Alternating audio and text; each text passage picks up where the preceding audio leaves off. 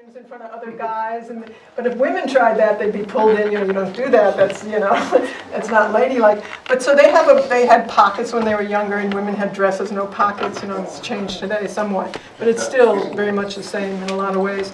So guys had a broader range, and they looked at more things, and they tried more things, so they invented more.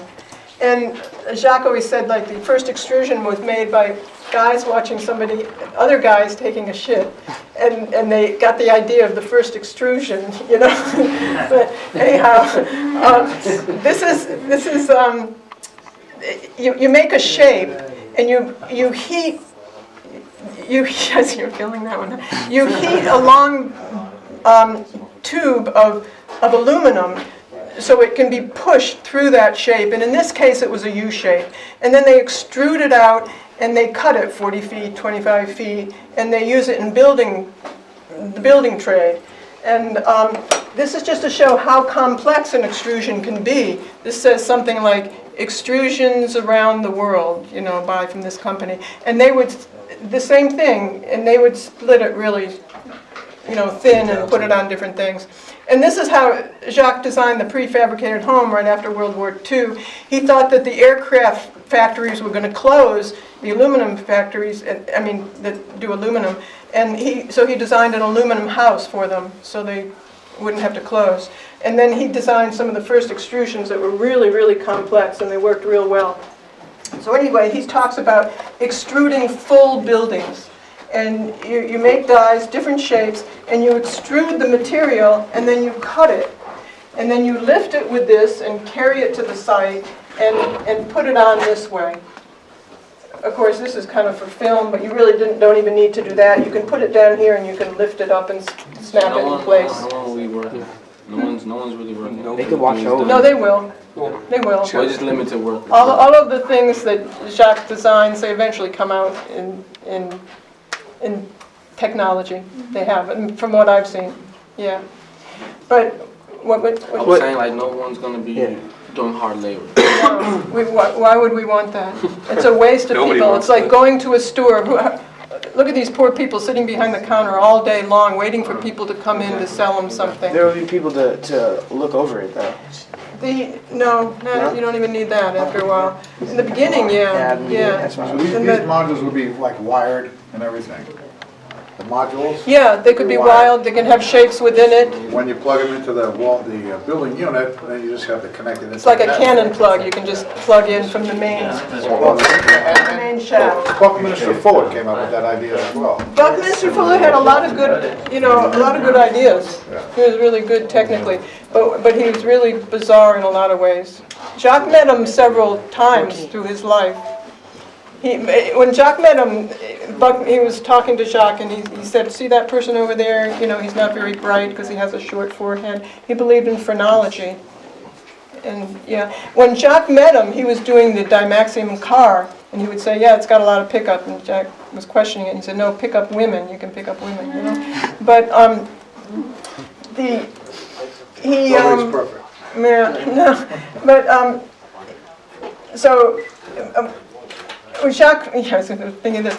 When Jacque met him, he would talk to him about social direction, because Jacque felt when he was very young that he really started looking for new social designs, because he was raised during the time of the Great Depression, and he looked around and he saw things in store windows, and he saw technology still there, and he saw the fields could still grow, but nobody was working because they didn't have money in their pockets. And he felt it was the rules of the game that the system went by that was ridiculous. And when he was very young, he started looking for new social directions. So he approached Buckminster Fuller on that too, and Fuller said something like, "Boy, I've got my car out. I can't even get my car out there." He said, "You want to change everything?" So, he didn't get too far with Fuller. Although Fuller later became pretty social in certain directions, but he didn't have any concrete plan, and he didn't really understand human behavior that well. He was pretty metaphysical in a lot of ways, and very poetic. And Jacque started off the talk today by saying we don't have our own language. Fuller made up his own words. He did, so does Jacque, a lot of ways, and he advocates that too.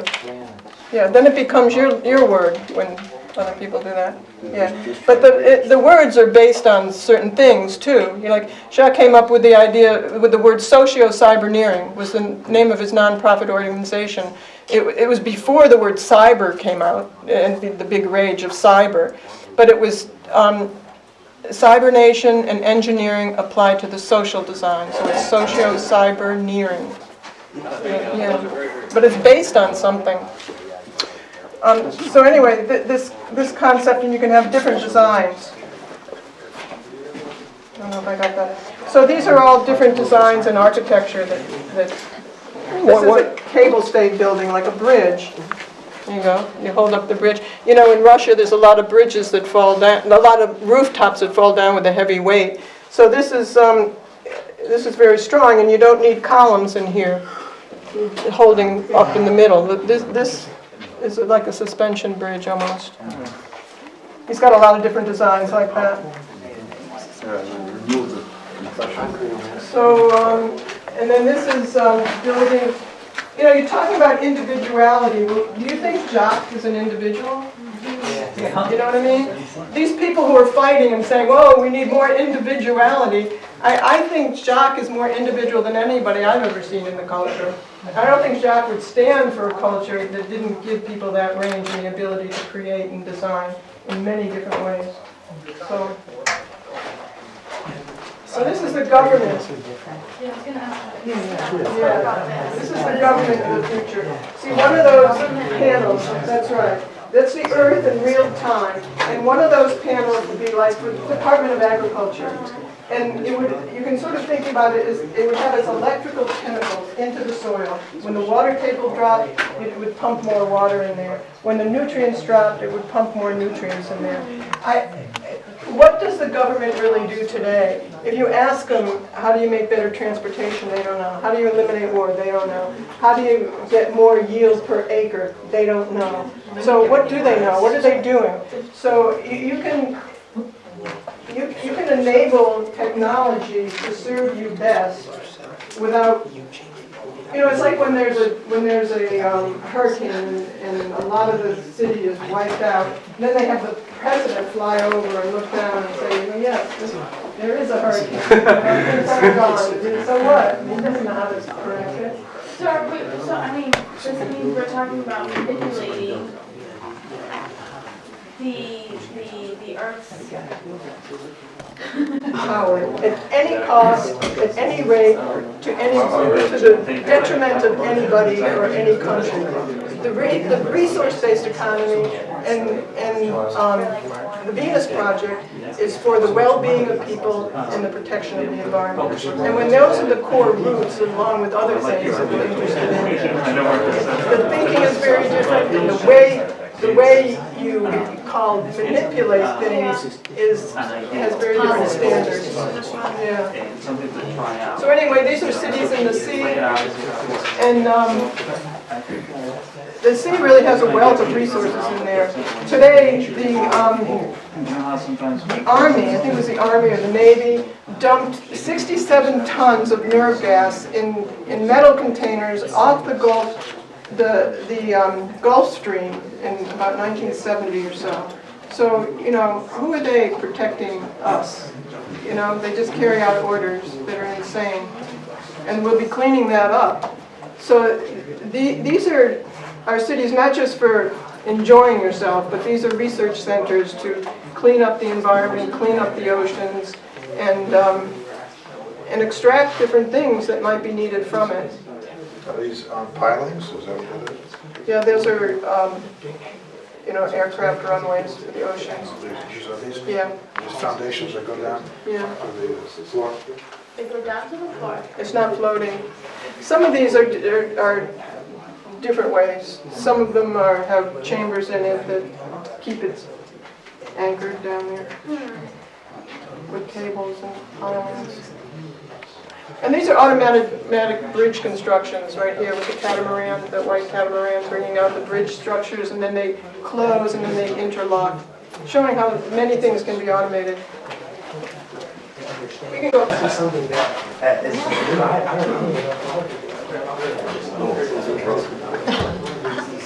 Look, little roaches. Yeah, the roach has been around a long time.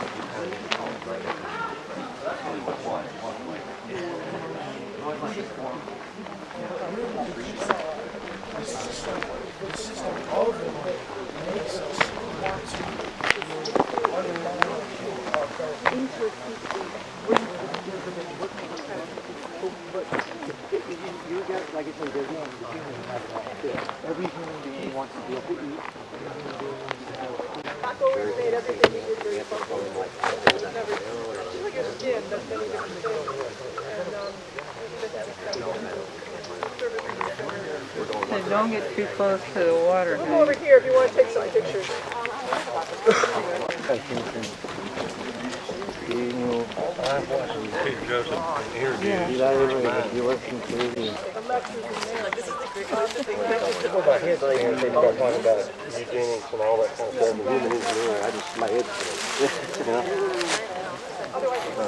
That's what alligator is?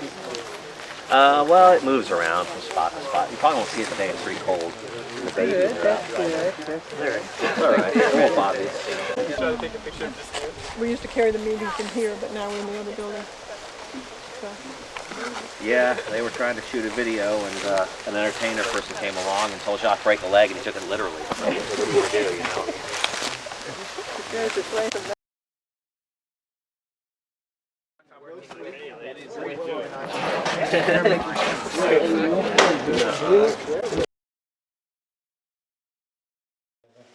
About 4 years old or 6, friends of mine bring their kids to my lab, and I asked them to draw a picture of a human being, 4 years old. And this is what they come up with. Some of you still draw like that. Anyway, after they make this drawing, they bring it into school, and the teacher gives them crayons to color the buildings and all that. And then the teacher walks toward the wall to hang them up. And I said, don't hang them up. She said, why not? Because you will arrest the child at that level if you hang it up. She says, I don't know what you're talking about. So I called the kid over, and I said, how does that guy get into that building? And the kid says, I made the building too small right away, or the man too big, and he's changed right away. Then I asked him, does this guy eat anything? Looks like he never ate anything in his life. So the kid adds mass, not very good. You know what I mean? And he'll never do that again. That's what I mean by interrupt children. Don't hang up what they do, because it's childish. You know what I mean? There's people say, how do you get to children? That's how you get them. You ask them questions, because this guy can't get in that door. See? Now, I'm going to tell you a little more about that so you'll understand it better. Some assistant to the dean at Princeton came to some of my seminars. He came with a negative attitude. When he left, he said, would you mind coming to Princeton and talking about the way you think? I said, they wouldn't listen to me either. He said, I'm assistant to the dean. I can make them listen to you. I said, good, okay. So I said, I'd like everybody to come, not just the sociology department. That's who he wanted me to address, the sociology department. I said, I want to address the whole university. How do you do that? He said, just say the subject is man can think or reason. That'll make them all angry. They'll all want to come. So it made them angry and they all wanted to come. So they had to hold a meeting in the auditorium. And the head of the optics department, that's lenses and magnifying, he said, I take issue with you. I think man can think and reason. So I said to him, I haven't said one word yet. And and you haven't, you've come up with this. I said, give me one example of man thinking, anything. So he said, there are thousands of examples. I says, I can't do anything with that. Give me one. He says, well, there was a time when there was no camera, and somebody had to think of a camera. See, that's where he took issue with me. So I said to him, did you know that in the Holy Land, 1,000 years ago, they made domes out of clay, mud, and they used to sag. So they put branches in with the mud to keep it from sagging. And they had no glass windows in those days. So they made a small hole in the mud, very small. And if the sun was out, you saw people walking upside down on your wall, on the inside. Did you know that? If you go into a barn today, where the knot hole, you know what I mean by a knot hole, was pushed out, and there's cows walking outside, you'll see them walking upside down on the wall. Not very sharp, but the smaller the hole, the sharper the image. Anyway, that's where the pinhole camera came from, I told him. So I said, you mean man never invented it? Well, that suggested it. Now the people 1,000 years ago used to charge 2 pieces of silver to see the upside down world. So you went into their home, you gave them 2 pieces of silver, and then you'd unplug that hole, and you'd see cows walking upside down. He called it the upside down world. So that's where that came from. He was no longer aggressive. So he said to me, what about the motion picture camera? He said, somebody had to think of it. I said, the Chinese 1,500 years ago made a girl out of paper. She looked something like that. Can you all see it? It's called a dancing girl. That's what they called it. And they cut this out of paper, and they glued a lot of pieces of paper together and painted it black. And when they put a candle in front of it, the candle flickered and the girl moved. The shadow moved. Do you understand that? Nobody ever sat down and invented a movie camera right away. It's a series of developments. Do you understand what I'm talking about? Little by little, over many years, until if you put 3 candles there, you had 3 dancing shadows. I hope you understand that.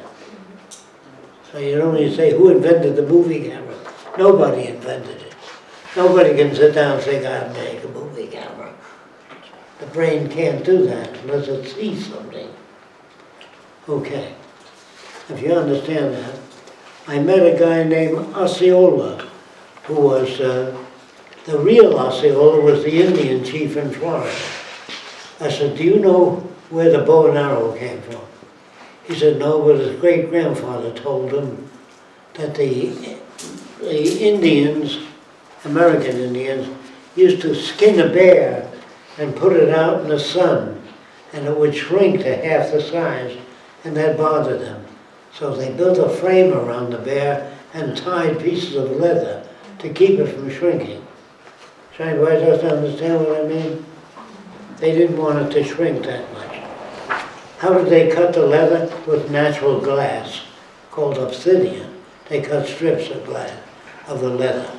But when they put the leather in the sun, it shrunk to a short, fat piece of leather, and that bothered them. So they tied the leather to a twig of a tree, real tight up on the bottom, so it couldn't shrink as much. But they didn't always find a thick enough branch, and if you used a thinner branch, the leather shrunk and made a bow. Do you think you know what I mean? If you don't understand me, when you cut the leather strip into a fine strip like that, and you tie it to a thin branch, and the thin branch is like that, the leather shrunk and bent the branch this way, and you had the bow. Want to hold it up, John? Hold it up? Yeah. The bow looked like that. When the leather shrunk, it pulled the wood into a bow shape. And that's where the bow and arrow came from. And if you plucked on it, it went bang, So if you took different sizes of it, you made a heart. But man didn't sit down and say, I gotta make a bow and arrow. It doesn't work like that. All inventors work the way I'm talking about. They see something, and that something stimulates it. Now, we don't always know what it was, but here it is again. This is a man sitting in the cave. Can you see it? It's not a very good drawing.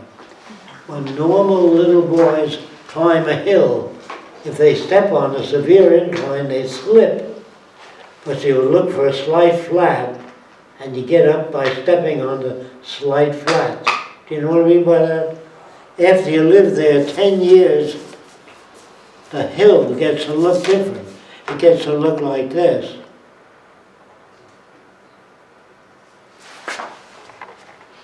By stepping on the slight flats, after 10 years, it looks like steps.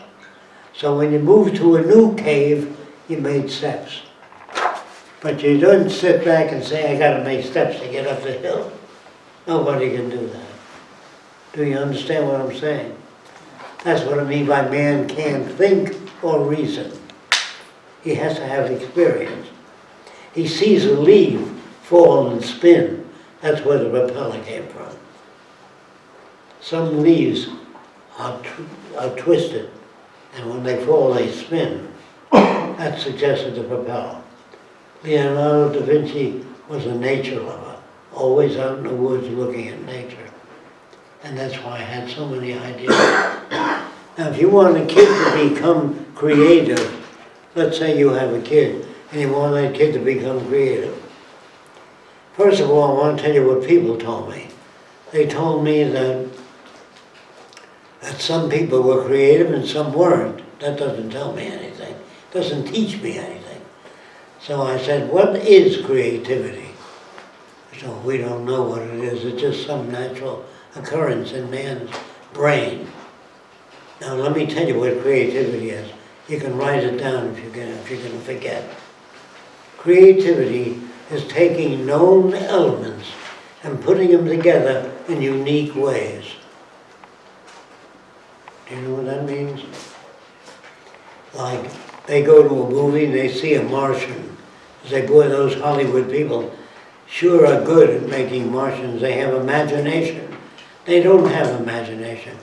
The Martian has a grasshopper's head and crab's claws. That's what I mean by known elements put together. Do you understand that? They can't sit down and create a Martian. It has to be made of known elements put together in unusual ways. That's what a writer is. He reads a lot of stories and he gets ideas from the stories and he rewrites it. So if you ask a creative artist, what makes you creative? He says, I don't know, it's just something that comes to me. He doesn't know. I ask children, how do you walk? He says, I don't know, I used to crawl, then I got up and fell over, then I got up and I walked. So I tried to make a robot when I was 17. It kept falling over. So I said to myself, what is walking? I said, I don't know. So I said, you better find out what it is. So I got up like this. And I said, in order to walk, I have to take the weight off this leg and head it in that direction. And I have to take the weight off this leg and head it in that direction. Then I built a robot that didn't fall over. If you do a description of what walking is, if you take all the words that are empty, like a person says, I met a nice man. What do you mean by nice?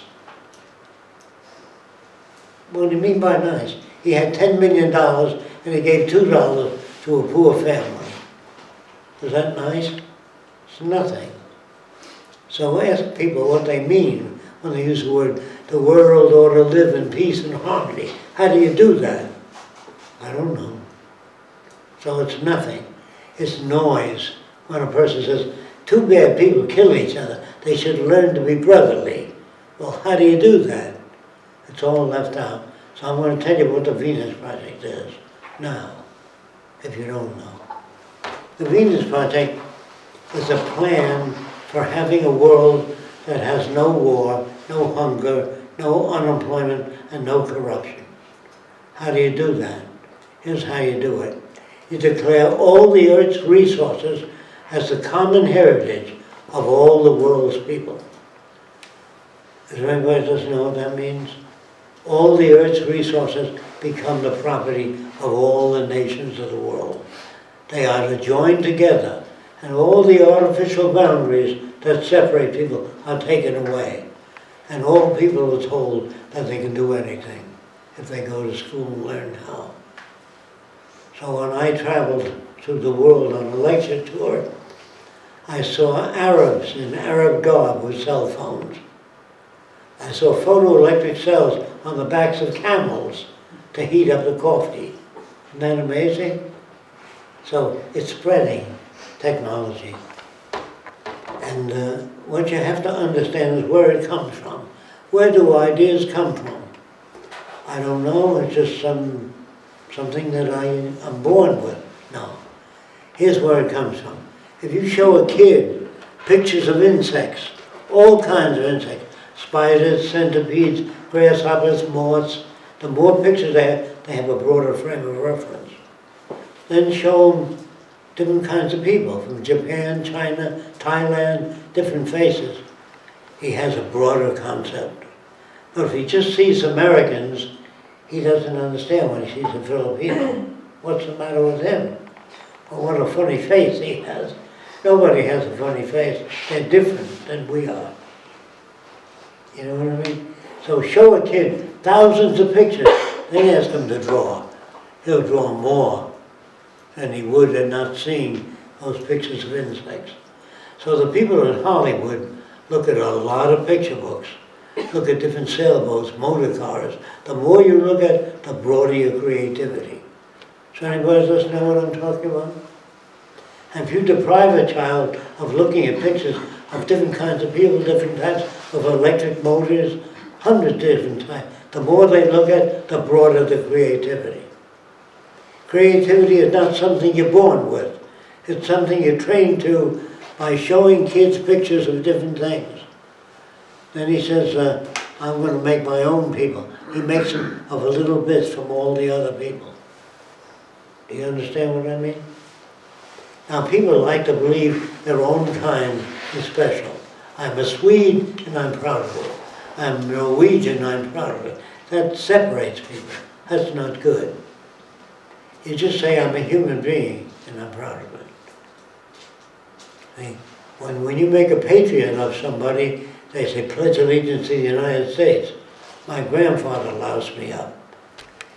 During the Depression, he said people came from all over the world to America, and they brought the printing press. The Arabs gave us mathematics, I don't know if you know that. Algebra. A guy named Algebra was an Arab, gave us algebra. So if you teach children that all nations have contributed to the well-being of the United States, instead of this is strictly American, then you're using it as propaganda. Do you know what I mean? And you can't dislike anybody from any country. You understand that their country is limited because they don't have the exposure we have. Americans are exposed to all kinds of ideas from all over the world. So my grandfather says to me, never pledge allegiance to any one country. And he said, pledge allegiance to the earth. Never dump any toxic material into the oceans or rivers. It'll kill fish. And in time, it'll kill people. So he said, just pledge allegiance to the earth and everybody on it. I said, how do I do that? I said, just refuse to pledge allegiance. So the teacher got up and said, we're all going to pledge allegiance to the United States. I says, I can't do that due to my upbringing. She says, oh yeah? She grabbed me by the ear right to the principal's office. And she said to the principal, he doesn't want to pledge allegiance to the flag. So the principal said to the teacher, you're excused. The minute she walked out, he put his arm around me. He says, why don't you want to pledge allegiance? Everybody does. I said, everybody once believed the earth was flat. That doesn't make it flat, but everybody believes. So he said to me, what do you think of our teaching methods? I said, sir, can I be frank with you? He says, of course, it's the only way to be. I said, they're terrible. the teacher used a language that I don't understand. When I spelled cat with a K, she said, that's wrong. Now what the hell does that wrong tell you? Nothing. She said we could have used a C instead of a K. That's the way we do it. But she said, that's wrong, which doesn't tell you anything. Then she said, that's not what I told you. That doesn't tell me anything either. You understand what I mean? Just saying this is the greatest country in the world doesn't tell me anything. I said, you have to give me more information. Well, it's isolated from the rest of the countries. There can't be an invasion right away. They have to cross the ocean to get here. You know what I mean? Now, where did we get this land? We stole it from the Indians. The Indians didn't say, come on over, build whatever you want to build, do whatever you want to do. No, we slaughtered thousands of Indians. And after that, we put up a reward of $10 for every Indian you killed. There were government agencies. And a guy walked over to a government agency and he said, I just killed 10 Indians. So the government says, how do we know that? I said, what do you mean? Got to bring back a piece of the Indian. Scalp. So they started to scalp Indians and brought 10 scalps back. That's how they knew how many Indians you killed. But the Indians fought back. They fought real hard. So we slaughtered millions of buffalo to try to starve the Indians. After we succeeded in that, we drove them into the desert region and gave them the worst land in the country. Very little good land. And we took it away from them. And when they say the sun never sets on England, what do you think, where do you think the British got all that land from? They stole it by wars, invasions. All nations, Germany, England, France, all stole the land. So I'm saying they're all corrupt. Do you understand what I'm saying? I'm not mad at any one country, they're all lousy. People ask me, where's a good place to go? I said, I don't have to make it. So, what does the Venus Project really want? What the Venus Project wants is to tell all people that they are capable of great creativity. They're capable of good design if they're educated to do so. But if they live in a primitive country, they do the same thing over and over again. Like up the Amazon River, there are natives that build boats. The same way they built them 1,000 years ago, rafts. They copy their friends, but they never change. But in a country where you say, think differently, see if you can work out a boat that's faster, cheaper than the one you're making. So you have to encourage people to do that. Otherwise they do the same thing. They copy each other. Okay? Now, when I say the first man that made an airplane doesn't make an airplane from his head. He says, man tried to fly, what did he do? How did he do it? He made wings and he beat them. That didn't work. He made wings that were too small, the plane didn't get off the ground. So you got to find out about, I'm going to use old language, the mistakes of other people. Nobody ever makes a mistake. I think I mentioned that before. They don't know. How do you know how big to make a propeller on an airplane? This big, this big, this big. You have to make different sizes, find out which works. That's what I mean by nobody ever makes a mistake. When a guy introduces another guy to his sister, if he's from Sicily, and if the guy scans his sister with sexual intent, looking at the legs, the breasts, you know, he wants to sock the guy because that's a thing to do. If you come from Naples, Italy, that isn't the thing to do. If you come from Sicily, that's the thing to do. So it depends on where you're brought up and the values. All your values are handed to you by your parents. Good boys don't do that. Good girls don't do that.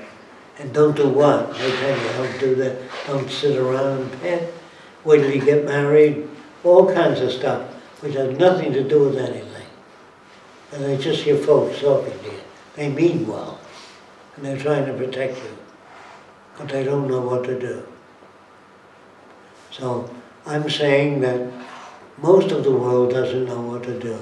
Even the riots in Egypt they're against the rulers and they want to throw them out. And the rulers are killing Egyptians. But even if they got in, they wouldn't know what to do. So I'm going to tell you what we do. Somebody once asked me, who makes the decisions in the Venus Project? So I tried to answer, and the answer was very different than what he expected. We pick up samples of the soil from all over the world, and we send those samples to the Department of Agriculture in different countries. There they cut up the samples and they look at what the soil contains.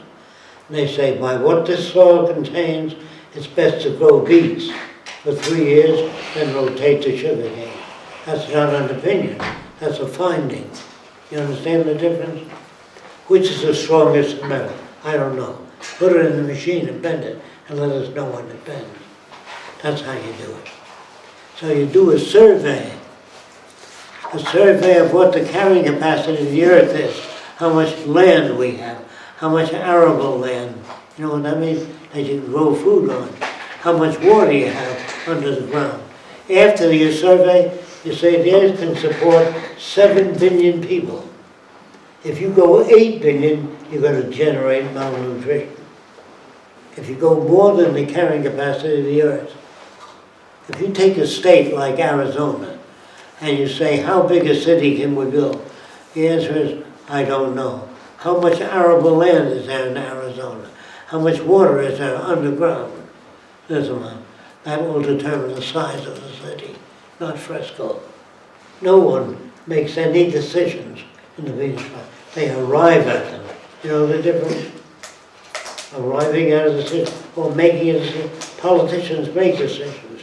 What do you think? What do you think? What do you think? You shouldn't do that. You do a survey of what the earth can carry, and then you maintain a population through education. You tell children a story. The story is called Dynamic Equilibrium. And this is the story. You show children this map.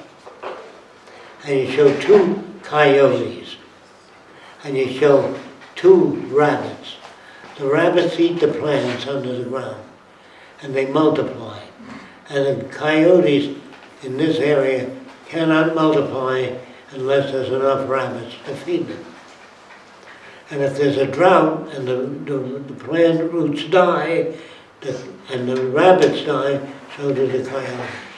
That's called dynamic equilibrium in nature. You can't grow all the coyotes you want. You have to take care of the rabbits too. Do you understand that? That's why man decisions are no good. They have to be based upon work like that.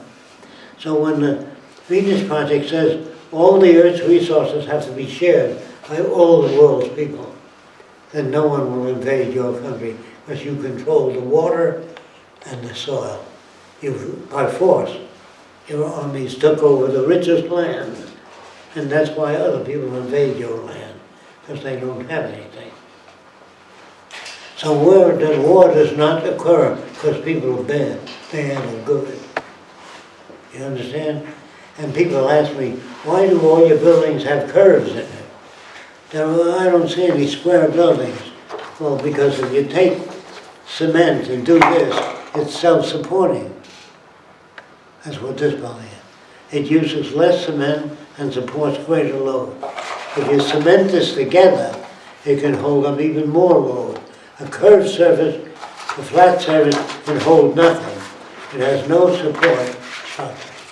So bring that gadget over, Roxanne. I'd have to do it right here. Yes, Push it back down right here. Oh, it's gonna destroy the hell out of that table. You can't, you better use this one. Why don't you show them? It's not gonna work, Rock. I can do it, you want to do it under the brace?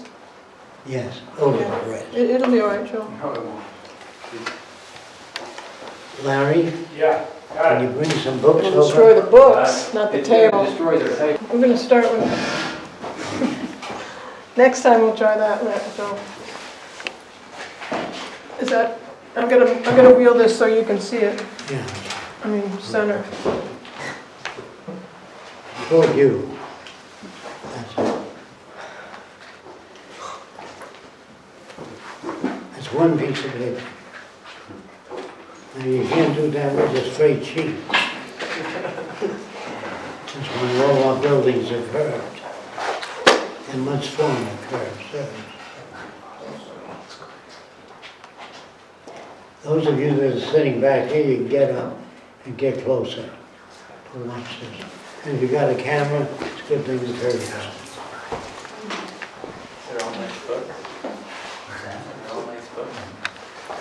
They're hollow inside this phone.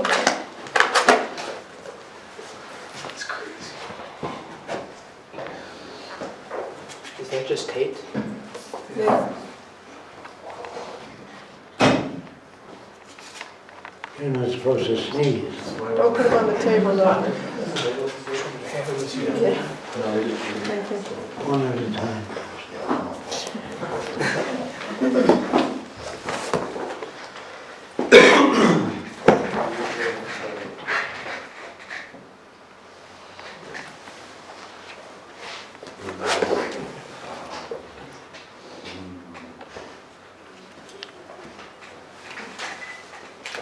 That's why I don't want you to take my word for it.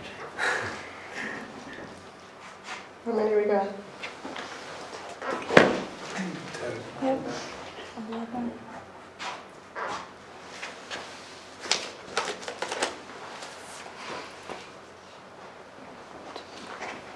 She should have had a hard back on the bottom. Yeah, probably. Wouldn't have mattered.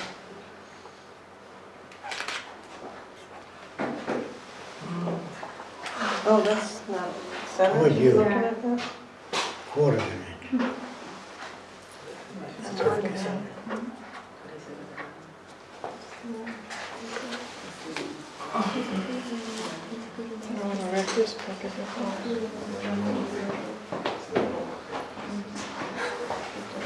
You should have some over here. Yes. Oh, I just. no, we Oh, got wow, I some already went more. through those. Excellent.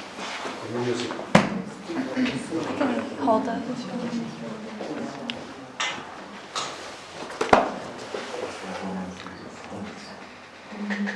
How many is that? 14. Thanks. No, 15. Yeah, just this paper.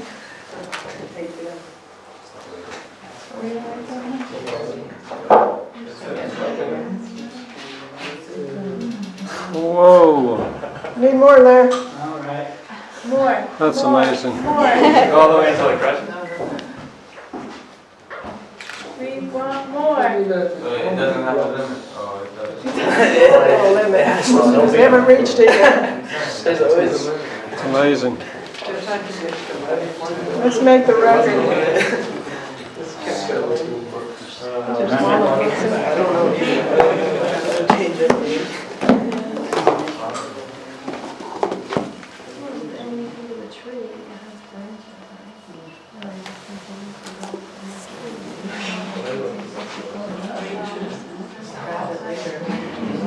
Whoa, you're getting near the limit, I think. Right, you see some bubble?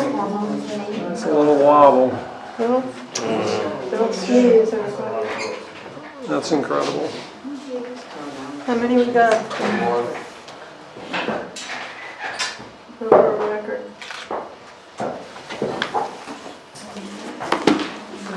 How many is your... Do we have a record to beat? 32. Ooh. Whoa. You're not gonna make it on that rickety table. It's not the table, as long as it's level. No, the table wouldn't do Best it I at all. can do, Rox. Oh, I gotta get more, huh?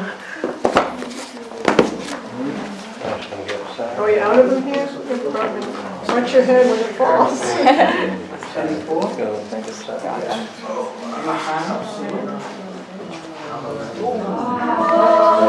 Next one, a quarter of an inch away from you. Really?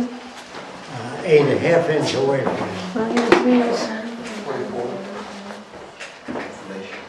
This way? More away from you. Okay. More.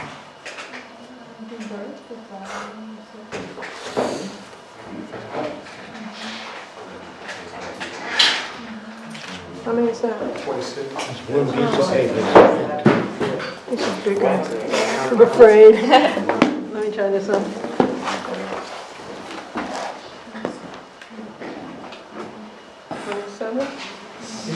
the fall. I'm trying to get a second. Yeah.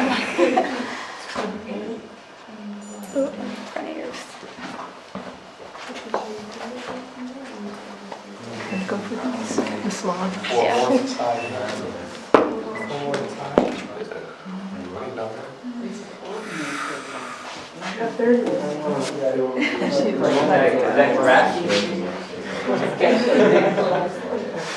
Where's the ladder?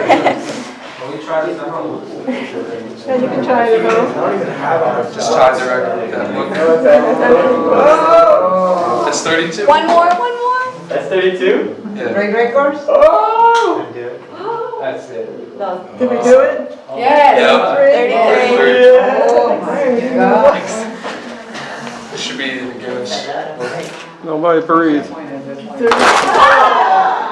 Anybody want to try and lift this? I got it mid-fall. Pretty strong guys. The whole thing. Lift it from the bottom. Oh, that's the whole thing. Oh my God, I want to show you see how heavy it is. You got it.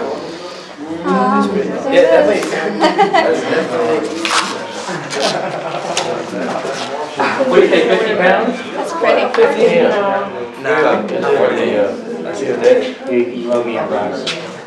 give you the whole thing. And they took paper like this, The Chinese made and paper. they put one page behind the other. Until they had about 15 or 20 pages. Like this. And then they would spiral bind it together. Like that. You have to hold that up. I have to explain that again. The Chinese would make paper and hold it up like that and spiral bind it. Now, in order to know what page it was on, they wrote a Chinese symbol on each page in the bottom corner. And if you happen to get a pad and go fast, that symbol jumped off. It didn't take an artist too long to draw a bird with wings in different positions in the corner of the paper. He went, and the bird did that. That was the beginning of motion picture. Nobody ever sat down and said, gotta make a movie. It doesn't work like that. It works like this. Little by little, over the years. Do you We learn understand? by experience, is what you're getting at? We learn by experience. Yes. We're inspired by nature. But the more you see of technology, the broader your technology approach. You understand? Is the mic on? So, there are lots of things you have to know. And mostly, You can't hear it. Is the mic on? Yeah, it's on. so whenever they tell you angels fly around in heaven, angels have feathered wings according to drawings. And the feathered wing means a different biology altogether. So they can't even give you a good account of what the people do in fly. I would say God in His infinite wisdom could make people fly without wings. They don't need wings. If God wanted a man to fly without wings, he'd fly without wings. So why is everything so logical? Because man can't work those things out. So when I tell you that we're not civilized yet. As long as we have armies, navies, prisons, police, we are not civilized. We will be civilized one day when we teach our children how nature works, how everything we know of works. And the things we don't know, we'll say, this is what we don't know. We have no idea how they work. When you do that, I use the term ruthlessly honest. Anyway, when the principal said, Jacque, I'm going to have to call your mother in. I said, you do whatever you have to do. So he calls my mother in. She comes in crying. What did he do? Principal said, he didn't do anything. Then what do you want? She says, I want to take him to a bookstore and buy the books he wants to read. but I want him to report to me once a week why he's reading that book. So that went on for 1.5 years, then he died, and they cut that privilege out. So I played hooky for 6 weeks.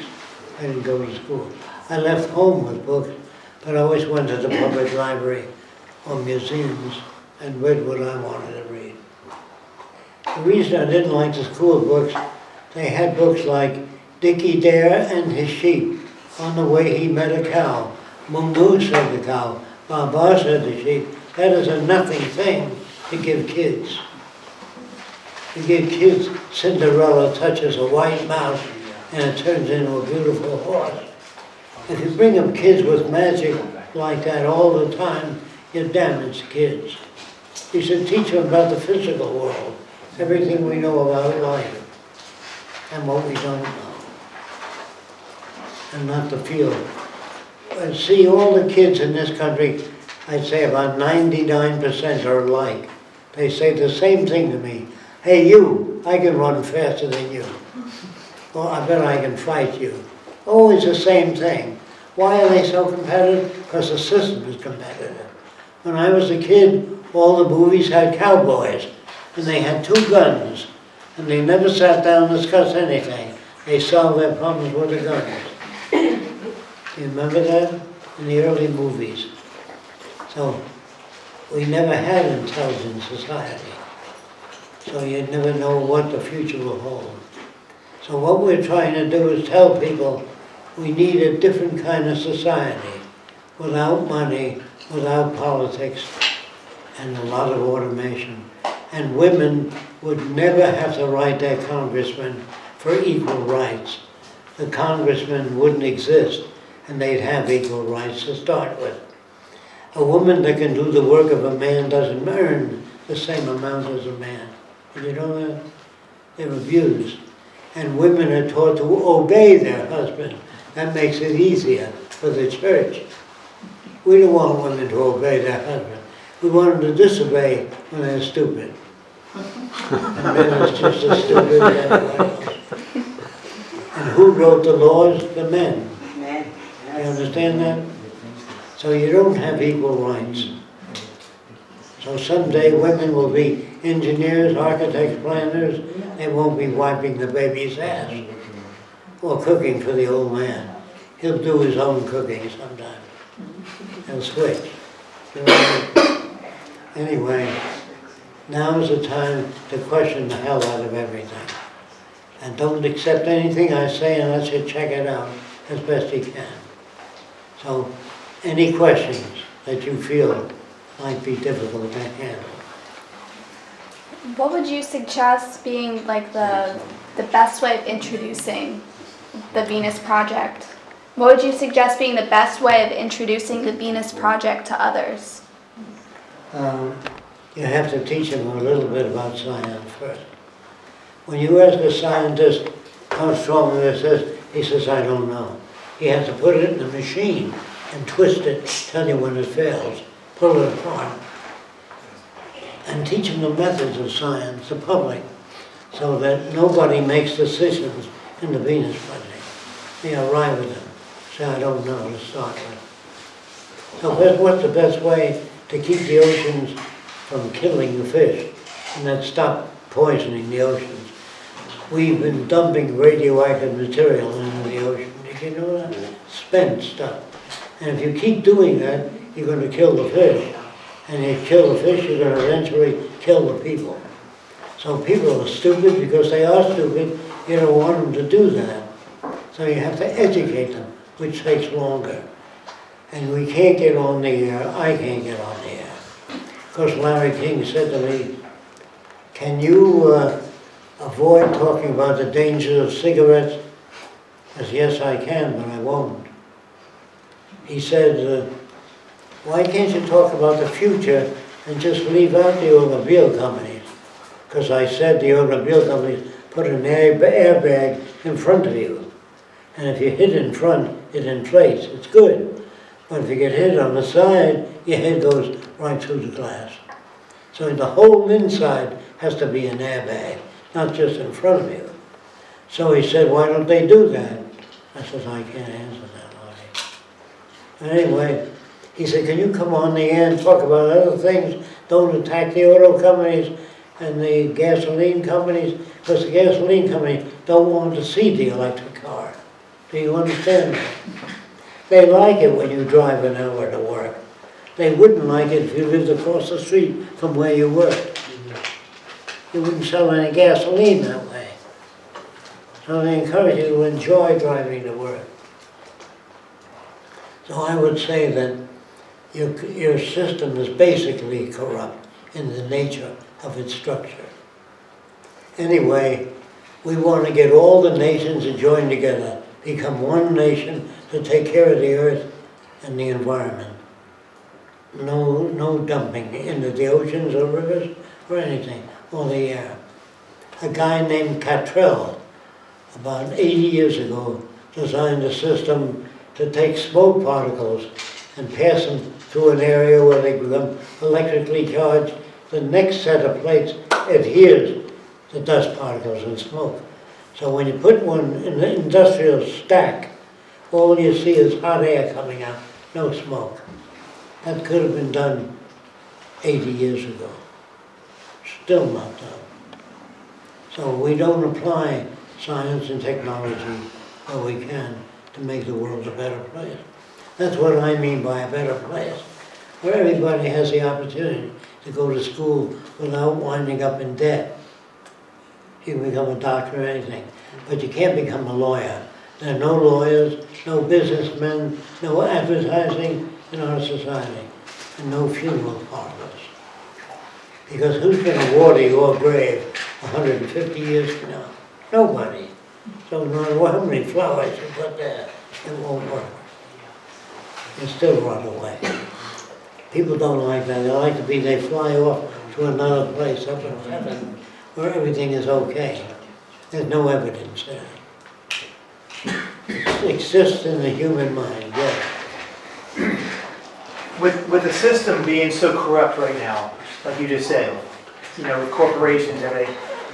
If you were 19 years old right now, and you had your whole future in front of you, and you have all the knowledge that you have right now, how would you make what you're dreaming of happen? Well, first of all, I would start instructing people, just like I'm doing here, trying to tell people there's another way. They think there's only the democratic way. The democratic way doesn't work, because if something goes wrong with your house electricity, you call an electrician, not the butcher. When something goes wrong with your plumbing, you call a plumber. So we have to have technicians that advise us, not the average politician. They're not good at it. Any other questions? Now's the time. Yes, earlier when you were talking about the KKK, and they were fascinated with what seemed like magic. And most scientists that I've run into don't have a lot of faith in psychic phenomena. What's your attitude toward that whole? When I read about psychic phenomena, you know what that is? Things beyond the physical. They told me that people have certain qualities that scientists never talk about. And that is, you know what telekinesis means? Moving objects without touching them. So a priest came to my session, 2 priests and 1 nun. I said, what are you doing here, Father? He said, I've come to hear your ideas. I said, you might give up the church. He said, never. So after about 10 sessions, both ministers resigned from the church and the nun got married. So I'm telling you what happened.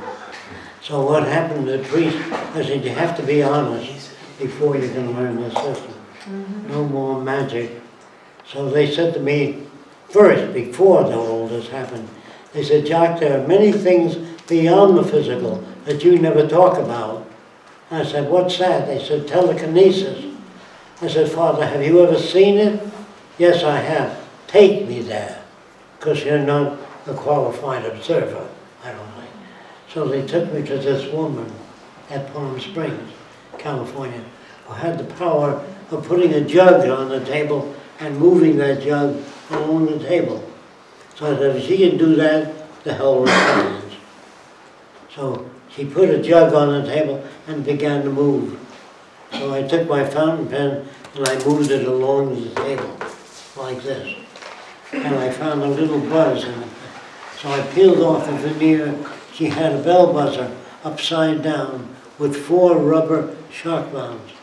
And the table was highly polished, slightly tilted. And the vibration moved the jug down the table. So I said, Father, this is how it's done. He said, well, don't you believe there's any genuine stuff? I said, so far, I've never found any. I went to a guy's house who claimed he had perpetual motion. He could turn a wheel without any electric motor or anything turning it. So I said, I'd like to see it. He showed me that wheel. It was near the wall. I had a gadget called a magnetometer, and I put it near the wall, and I could trace magnets in the wall turning, which turned this gadget. So far, I've never experienced anything outside the physical, although I met a lot of people that claim that they talk to the dead. I said, what are you talking about? They don't answer that question. Yes? Which is the right country you think you can start a prototype of the city? Which is the right country you can start a prototype city? I don't know. Yep. When we're thinking in terms of Brazil, if it's in the tropics, it's better. If we have access to geothermal energy, that is the energy inside the earth, the heat. There's heat there constantly over the years and centuries. It never gets less. There's always more energy there. So if you use geothermal energy, whereas photoelectric cells depend on the sunlight, and if you have a cloudy sky,